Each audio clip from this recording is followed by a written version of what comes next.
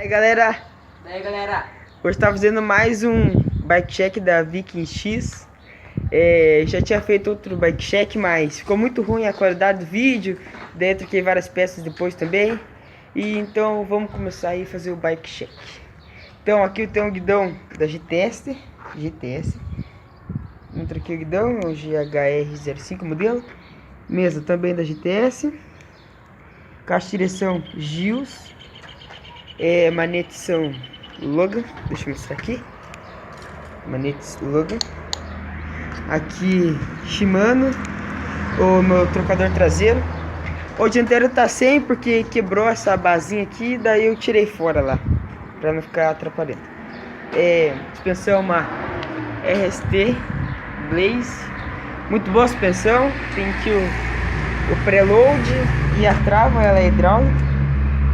Muito boa a suspensão. Aros são aros aero 260, folha dupla. Nunca me deram problema, então por isso eu não troquei eles. Aqui os pneus são Kenda Kinects. Deixa eu mostrar. Aqui ó, os pneus são Kenda Kinects. Pinça de freio Shimano. Disco WG. E o cubo, deixa eu mostrar. E os cubos são Menjoy, acho que é isso. Quadro Viking X Turbo 25.